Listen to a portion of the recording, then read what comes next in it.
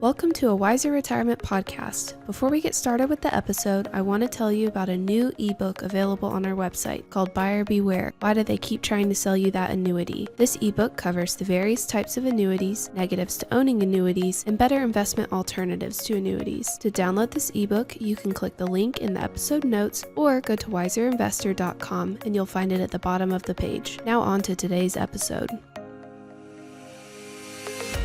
We're going to start off today with a marketing update with our favorite around town realtor, Tom Townsend. Well, thank you very much for that.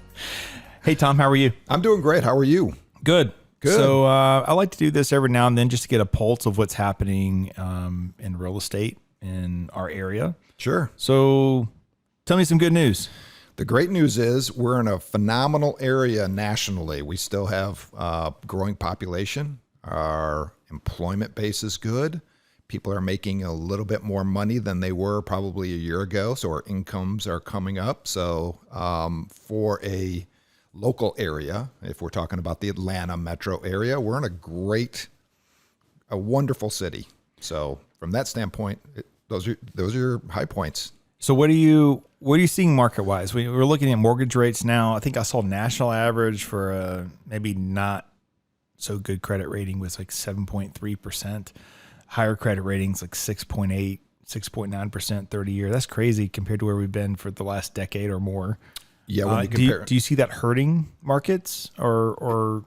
Yeah, I mean it does. So what's the volume like now? Well, the volume, we're off about 30% volume-wise, and we talk about transactions in our world. So we're about 30% down from where we were last year.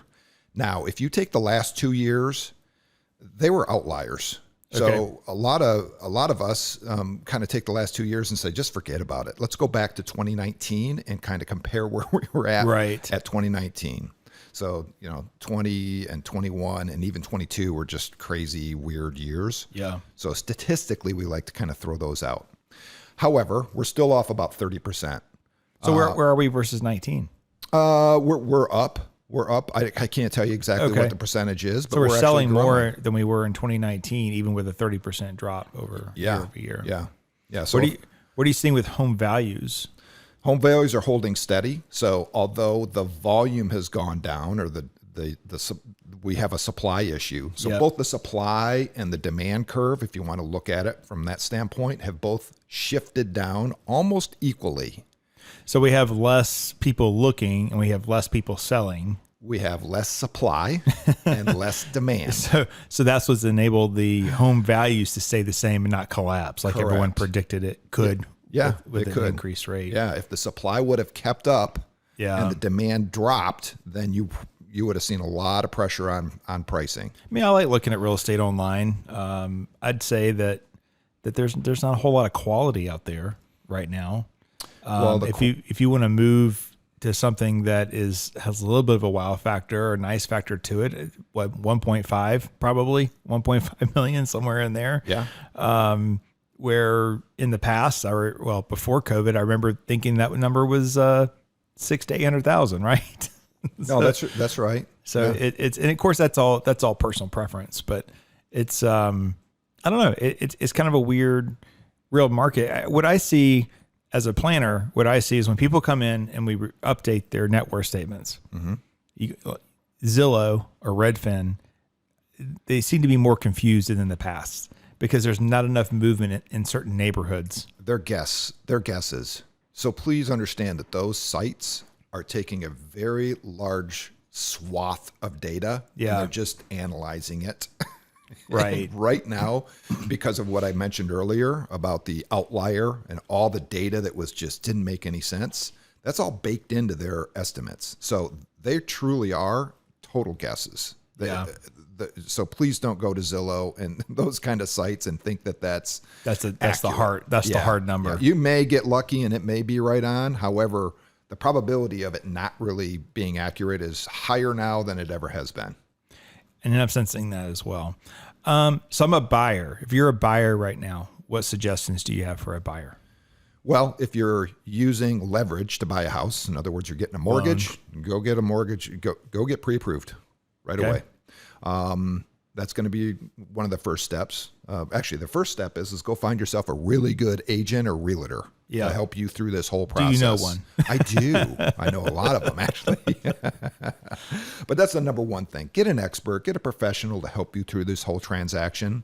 It's very easy to find a house nowadays online. Yep. We all get that. But getting you successfully to the closing table is really tricky. And you mentioned earlier, all the good stuff is not online. Well, guess what happened to it? It's selling before it's hitting the market. Yeah, I was about to say, there's a lot of properties I know that have changed hands that have not. Yeah. I thought, don't they all have to hit MLS though? They do not. Okay.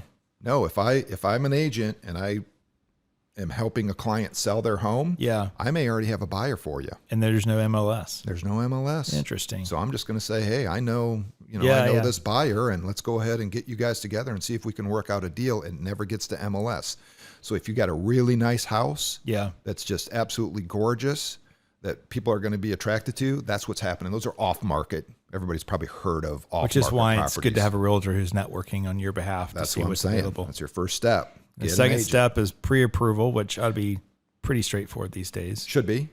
Also understand that you can, with a good agent, you can negotiate a better rate than what is publicized. So we're now seeing a lot of sellers buying down a buyer's rate. Okay. So we talked about rates right now. They're high. They're 6.5 to 7, depending on where you're at.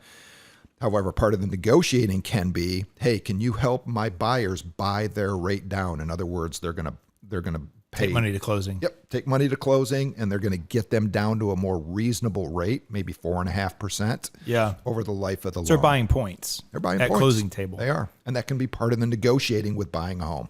Interesting. So I'm a seller in this market. What are you suggesting? Right now, you need marketing behind you. The last 3 years, all we really needed to do is put a sign in the front yard, get it on MLS, and take some, 4 or 5 really nice shots, and you're good. Yeah, right. And hey, what do you want to sell it for? What's your price? Yeah. Okay, let's go ahead and give it a shot. Right. Or add 20% to that. Yeah. Let's see what we can do. And we're going to be managing 5 or 6 really good offers. I mean, that was the strategy. You need marketing now. It's really marketing your property, not just listing it. So we're getting back to what real estate really should be and what it has been. It's just been vacant for the last 5 or 6 years in our area. Right. So if you're a seller, find a realtor that has a really good track record and find out how they're marketing their properties. Right. That could be staging. That could be helping you, declutter and modify it, or paint, carpet, get it ready, get it beautified. Yeah. So we're getting back to the basics of how you actually market a property and get it ready to sell. Do you still have to have a property that's clean and ready to go, or properties with a little hair on them still selling? Well, anything will sell for the right price.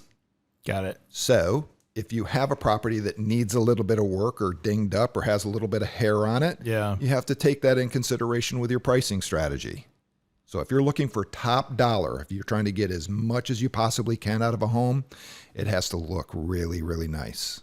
And it also depends on the price point. But, think about like kitchen remodeling or anything to do with remodeling in the word is more expensive than ever now. Yes. Are you still seeing people get that back out of their home, or is it just really situational dependent? It's really situational. It depends on what price point we're talking about, the neighborhood you're talking about. And how you're actually getting that work done. So it really depends. So an $80,000 kitchen doesn't mean you're going to sell your house for 80 or more thousand than you did before necessarily. It could be an over improvement. In some neighborhoods, that may be a drastic over improvement. Yeah. So you're not going to get it back. So once again, having local knowledge, neighborhood knowledge, price point knowledge is really important before you spend those dollars on a property. Interesting. Any other words of advice for us? The market is active. It's moving in Cherokee and in Cobb County on a weekly basis. We're seeing about 320 to 350 new houses enter the market. We're also seeing those turn right around and go pending or under contract almost immediately. Yeah. So I hear there's a lot of misinformation out there. There's so much misinformation. What's your top 3? Recently, the rates. Yeah. People are, I don't know if a lot of people have heard or not, but Fannie and Freddie, who is basically the lenders of our world, came out and they readjusted some of their fees that they charge. Well, the media took that and they totally twisted it around. Oh, and you're talking about paying for underqualified people's mortgages. Yes. So what's the truth behind that? Well, the truth is those indexes have always been there. They've always been there, and that's their fees that they charge depending on your credit rating and your your debt to income ratios. To catch the listeners up, news outlets got to this pretty quick, but basically to help other people afford homes, people with higher credit scores, we have to pay as much as $40 extra per month is what the cost could be in your mortgage to help fund other people's mortgages who are lesser qualified. Yeah, that's kind of that was in the news. So how is that analogy incorrect? Well, all they did was they just adjusted the indexes slightly. You got to remember, Fannie and Freddie were originally designed to help folks that were first-time home buyers or needed a little push, needed a little help. So that's what their original design was. So they just changed their index slightly to lower the fees down if your credit score is a little bit lower and raise it a little bit if you had a better score. So it's but the media obviously took that and said, "Oh, if you've got a great score, you're basically supplementing now." That's not what's happening. They just adjusted the indexes slightly. Okay. So that's and if you have a jumbo loan, it wouldn't affect you anyway. That's all private money, right? Yeah. That's all private money. Wouldn't go through Fannie or Freddie or traditional. Yeah, if you're over their threshold. Yeah, correct. Exactly. Yeah, these are only Freddie and Fannie underwritten loans. Yeah. Okay. What are the other two?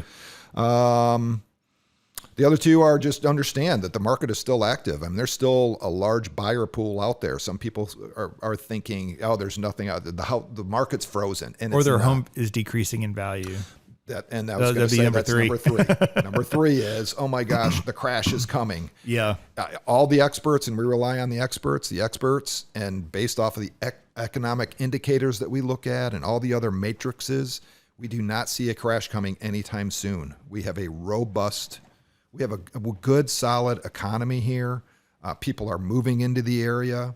We do have a housing shortage. Yeah, we do. And an affordability issue. Yeah. And that's why you're going to see more and more apartments starting to pop up because we need housing for people that can't afford the entry level into a single family. Which is $500,000 now. Yeah, it really is. Our average price in the North Georgia area is like $435 now, $435,000. Yeah. I mean, 2 years ago or 3 years ago, it was like $265. Yeah, they're building. We're located here, on the Marietta Square, and there's a Hilton down the street with a golf course behind it, and to the left was substandard housing. We'll just say that. Government tore it all down, and they hired a developer, and they put in basically townhomes or houses that are just really close to each other. Yeah. And I noticed that when I was over there recently, that the starting price on those was $500,000. The outside looks just like they did in the 90s when they cost $150,000. Yes. Yeah, that's it. I mean, the inside obviously updated and everything, but I was just shocked. It's like, man, that's crazy. That you would live there and then you'd have to pay $500,000 to be there. That's insane. Yeah. So we're going to see more apartment complexes pop up in townhouses, attached dwellings, just because of the affordability issue we have. You're going to see more of it. All right, Tom, how do we find you if we need you? You can reach me at our website, which is townrg.com, TOWNRG.com. Or you can find me on Instagram, Facebook under yourtownsrealtor.com. And that's about it. All right. Tom's famous. If you see him around town, make sure you give him a high five. Yeah, there we go. I appreciate you having me back. I love it. Anytime you want me out. All right. I appreciate it. Thanks, Tom. See you next time. All right. Thank you. Welcome to a Wiser Retirement Podcast, where we believe the best financial advice should always be conflict-free. I'm your host, Casey Smith. Guiding you to financial freedom today is my co-host, Missie Beach. Hey, Missie. Hey, Casey. So let's talk about what do we do with that old 401k. It seems like it's such a simple topic, but yet when I kind of dove into this for today, I was like, there's actually more here than maybe most people realize. Yes. And there's more old 401ks out there than most people realize once they start to come in and sit down and kind of go through the list of, oh, yeah, I have one at that company and that company and that company. And you realize, like, oh, why haven't I done something with these plans? I'm OCD on order.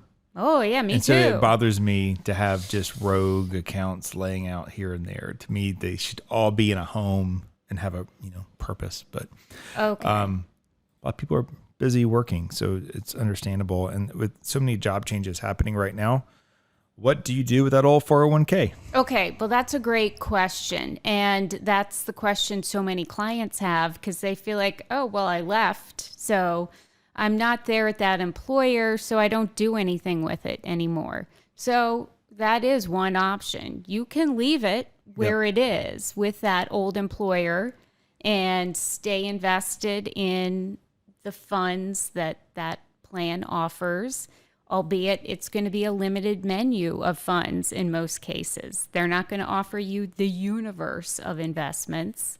Right. So that's kind of a drawback. And another thing to look at is if you leave it there, oftentimes they might start charging you an administrative fee each month because you're no longer an active participant in the plan. You're just kind of a legacy player in that plan. So, if you're happy with that plan, sure, leave it there, but probably not your best option. Probably not. I mean, I look at it from an administrative standpoint. If you need to rebalance your investments for some reason, that's just another account you have to log into. Yeah. There are some reasons to give pause. If you have a 401k loan for some reason, you might want to reach out to the 401k provider as you're leaving the company to see if there's a way to leave the plan there and you pay the loan back to them directly monthly. Some plan docs may allow for that. Many do not. It will convert into a taxable income for you in most cases. Yeah, that's really tricky. If you have a 401k loan, you need to think about that before you resign or think of leaving. Because like you were saying, depending on the size of it, yes. Yeah, it depends. And that's a big consideration. So if your plan docs allow you to leave that loan in place, yeah, then you're definitely not going to move that 401k anywhere because that's going to be your best option. What if you have employer stock in your 401k? Ooh, okay, that's another interesting thing. And it depends, like so many things in financial planning, it depends. There's this really cool thing called net unrealized appreciation, which comes into play with the employer stock portion of your 401k. So if you're in one of those plans and you've built up a huge allocation to your employer stock, and over the years, it's become a large percentage of your overall balance, and that employer stock has a really low basis. What you can do when you leave your employer is roll out the rest of the assets to an IRA, but then the company stock portion, you would roll out to a taxable brokerage account. Yes, you're going to pay income tax on the employer stock portion, but only the basis of that. So say your position in employer stock's worth $500,000, but the basis is only $50,000. You're only going to pay ordinary income tax on that $50,000, and then it's sitting in your taxable brokerage account. So you want to let it season in there for over a year. So then when you sell it, you're just paying long-term capital gains on that $450,000, which is 15 to 20% versus having to pay maybe even higher from income tax. Yes. So don't just arbitrarily roll over, the whole 401k to an IRA if you've got a lot of company stock in there. You need to analyze that. Absolutely. So keeping it there may be a very good reason. Also, you could have super low fees. Yeah. So maybe it's cheaper there than it is rolling it out into paying retail price for other funds. Yeah, a good example of that, Casey, is the government TSP, Thrift Savings Plan. Yep.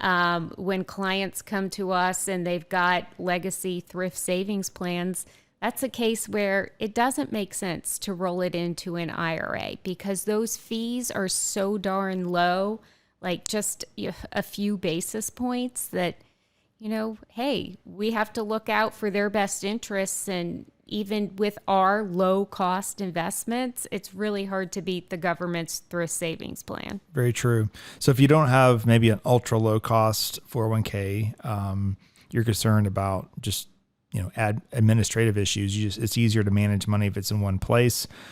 You don't have employer stock and you don't have a employer loan, then I'd say roll it out. The first place you should probably look at rolling it to is your new 401k plan. So you got a new job, you're eligible for a new 401k plan. Why not roll it there? Exactly. Just account consolidation's always the way to go. Clean it up, streamline it, make it easy.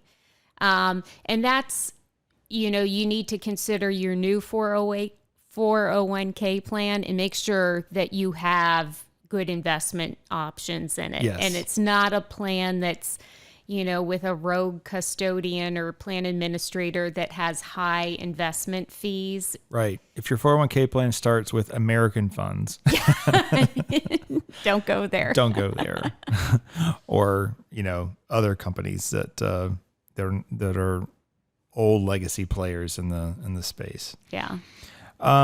So yeah, typically that's our first recommendation is that you just take it to your new 401k plan after we've done some analysis on the cost of that plan. Now you also can roll it into an IRA, and you could roll it into an IRA for self-management. So you could open up an account at Schwab or a Fidelity, and you would roll it there and you would choose your own investments. I don't know that that's always the best choice for people, but that is an option that you could do that.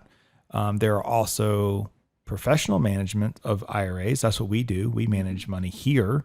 But there's also automated IRAs now, automated investment IRAs like Betterment is an example. Schwab has the intelligent portfolios, which is a Betterment type thing where you're choosing a risk tolerance, you put your money in, and they're choosing the low cost index funds to be invested in. So that's a low cost way of having professional management. Then you could also cash it out. Wah, wah, wah. So, if it's $1,000 or it's $500, just maybe it's better just to cash it out. I don't know. Yeah, you get to that point where it's the law of diminishing returns. Right. Is it worth the headache of going through an account application and transfer of account paperwork and then reinvesting your $800 in an IRA, which may not be the best thing for a young person to have an IRA balance? Yeah. Because having an IRA balance kind of takes you out of the game for some other techniques that we like to do with clients. Yeah, think about this. If you roll your IRA to your old 401k to your new 401k and you don't have an IRA, then you could do a backdoor Roth. Yes. And so doing a backdoor Roth is a great strategy if you're over the income limit to contribute to a regular Roth IRA. So no matter how much you earn, you're still able to contribute annually to a Roth IRA with the backdoor strategy. But the key to that is that you have to have a zero balance in a traditional IRA to be that conduit account to get it into the Roth IRA and not be a taxable event. Correct. This is where you just have to be careful with our industry, because our industry, for the most part, gets paid to manage assets. Yeah. And for the most part, our industry manages assets and does very light financial planning. I don't know that I've ever met a firm that wasn't independent like we are, and fee only and fiduciary, that also did financial planning at the same level that we do it. And we do offer financial planning under an hourly basis or a flat fee basis just for this reason, so we can make recommendations that are conflict free. And there are situations where you'd want professional management for IRAs and not roll it over. There are situations like that. And some people just want easy. They do want easy, but that's when, we still have to tell them that we have to make recommendations in their best interest, and, keeping their TSP plans open, their government savings plans, even though that might be a little bit more difficult because they have to, reallocate on their own, right? Versus having them roll it into an IRA with us that we manage for them. And we would make money off of that balance.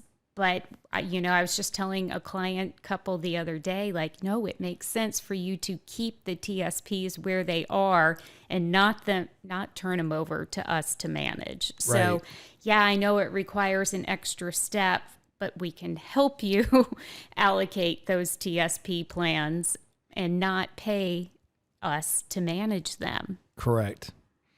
So let's shift gears a little bit, Missy. I'm going to put you on the spot here for a second. So you were a guest speaker at the Invest in Women conference here in Atlanta, representing Wiser Wealth Management. What are some of your big takeaways from your 2 or 3 days that you spent down there? Well, that's a good question. So the panel that I spoke on was talking about transitioning clients through tough times in the market and, what we did to help our clients make it through. And so one of our big takeaways, something that I did a lot with my clients, was a lot with education planning. And so how clients that might not have planned for primary and secondary education at private schools were suddenly faced with the decision, do we continue this remote learning or do we dive back into it and look at private school that was not in the long-term plan? So we did a lot of education planning that was not in the long-term plan and found a way to make that work with giving and taking, some stay-at-home moms going back to work and that sort of thing. So it was a unique way to kind of redeploy assets and cash flows. But there was just a lot of ideas shared amongst the women at the conference about ways that, sitting on our side of the table and not necessarily being an investment only firm. It's just a better way to service clients, being focused on really knowing our client families, I think. And that's what really came across as the way that we retained our clients through, all these remote meetings and not being face to face, is that we knew who, needed that phone call or needed that email, or we could anticipate questions about who we needed to check in on, or, maybe some of our widowed clients who were at home by themselves needed, an extra little amount of love. But that was kind of the consensus, I think, that most female advisors felt, was that those of us that had that personalized relationship, and it wasn't just, like client number 291 in our book of business, were the ones that found success through that period. Yeah, I've over the years, obviously our firm here is much, much larger than it used to be, but I still am around town and something will happen and I'll think about someone and go, oh man, they would really like that. Yeah. And the same thing happens. Like I remember when it was at Buc-ee's, the huge gas stations. Love Buc-ee's.